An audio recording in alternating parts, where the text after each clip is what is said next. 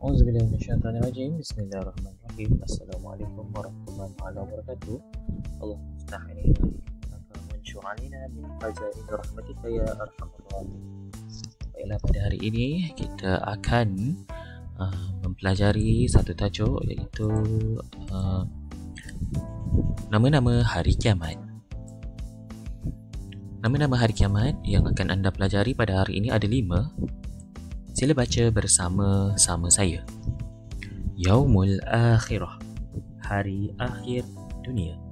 Yaumul Akhirah, hari akhir dunia. Yaumul Hashr, Yaumul Hashr, Yaumul Hashr, hari perhimpunan. Hari perhimpunan, hari perhimpunan. Yaumuddin, hari pembalasan. Yaumuddin, hari pembalasan. Yaumul Ba'ts, Yaumul Ba'ts, hari kebangkitan.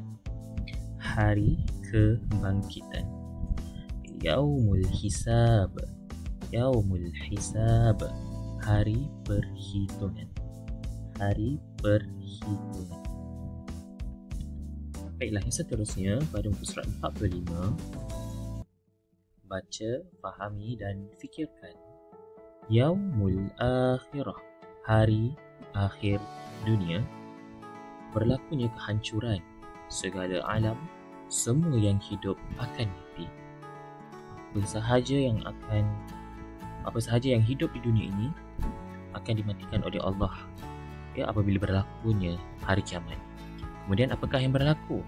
Yang berlaku kemudian adalah Yaumul Ba'ts, iaitu hari kebangkitan. Bangkit maksudnya hidup semula. Allah menghidupkan semula mereka yang telah mati. Mati daripada mana? Mati daripada zaman Nabi Adam dahulu sehinggalah zaman kehancuran dunia, iaitu hari kiamat. Kemudian apabila dihidupkan, di manakah tempat mereka dihimpunkan? Maka Yaumul Hashr, hari perhimpunan, hari yang akan menghimpunkan semua manusia di padang mahsyar. Seramai-ramainya manusia pada zaman Nabi Adam sehingga zaman Nabi Muhammad dikumpulkan di satu tempat yang dinamakan padang mahsyar. Kemudian Yaumul Hisab, hari perhitungan. Hitung, kira setiap amalan dan perbuatan manusia akan dihitung sebelum ditempatkan sama ada di dalam syurga atau neraka. Amalan yang baik, amalan yang buruk, sekecil-kecil amalan yang baik ataupun yang buruk, semuanya akan Allah kira. Walaupun sebesar zarah sekalipun, sebesar kuman, walaupun kebaikan kita buat tu sebesar habuk, sebesar kuman, maka Allah juga akan mengira kebaikan yang kita buat. Jadi jangan putus-putus untuk melakukan kebaikan. Seterusnya Yaumuddin, hari yang akan diberikan balasan segala amalan seseorang. Jadi bila dah hitung, dah kira berapa banyak amalan kita, amalan yang baik masuk ke syurga, amalan yang buruk yang banyak masuk ke neraka. Yang mana lebih banyak? Yang mana lebih berat? Yang mana lebih banyak kita buat? Baik ke buruk? Jadi untuk kita fikirkan bersama.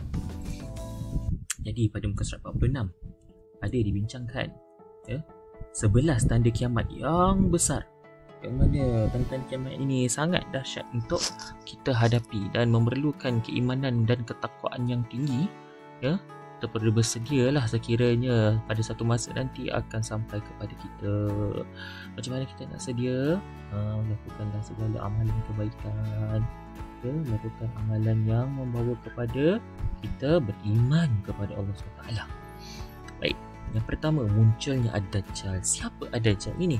Ad-Dajjal ialah makhluk Allah yang bermata satu, yang ditulis perkataan kafir di dahinya. Kenapa Allah cipta Dajjal?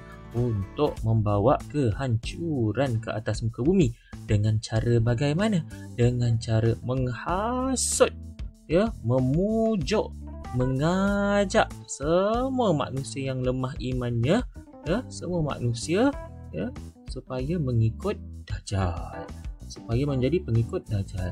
Jadi apa berlaku kalau kita mengikut Dajjal? Maka yang akan berlaku adalah masuklah kita ke dalam neraka.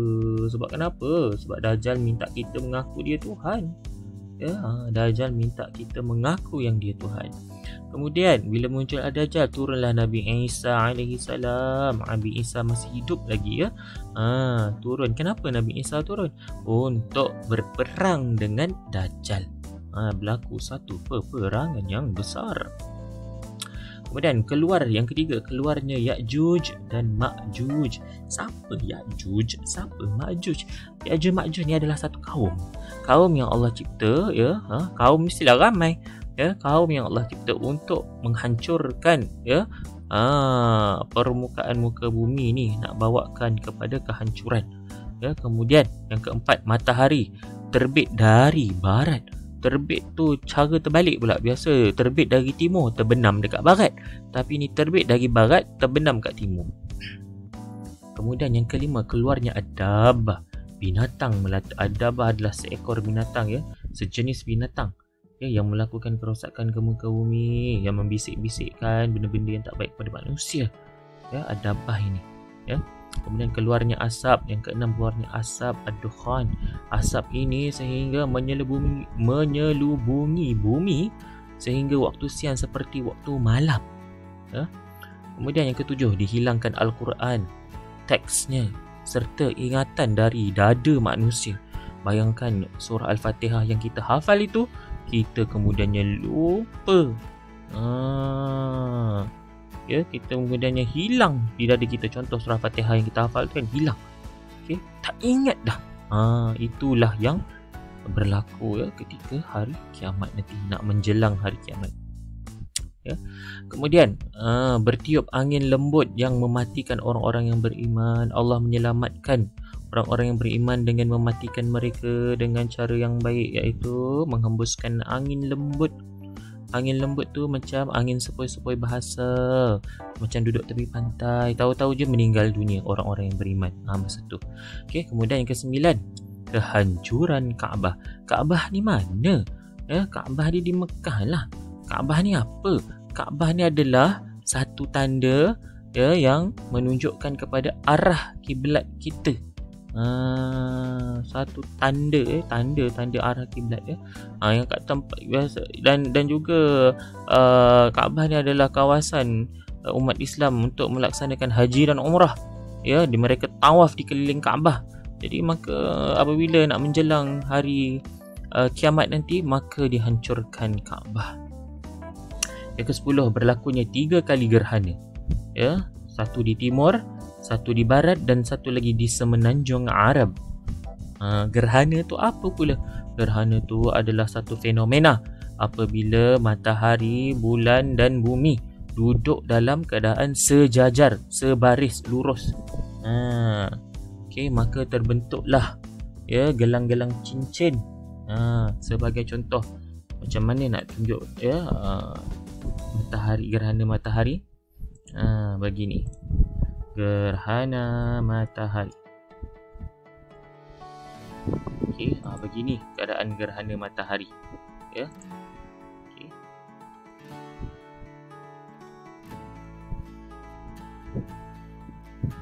Okey, matahari, bulan dan juga bumi berada dalam kedudukan sejajar.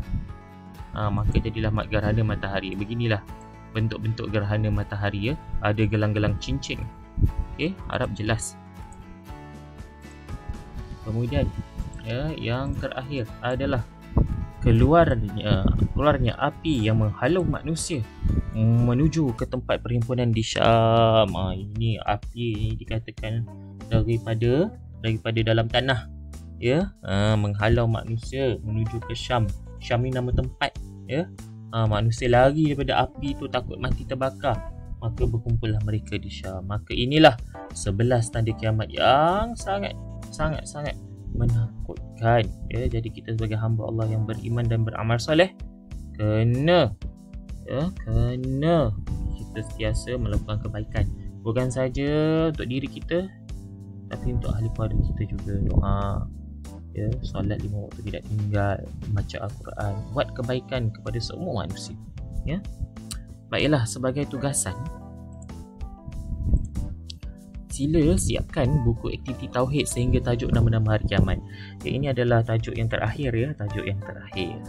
Okey, jadi saya ucapkan selamat maju jaya dalam menyiapkan buku anda, dan insyaAllah kita akan jumpa lagi di PDPR akan datang. Assalamualaikum.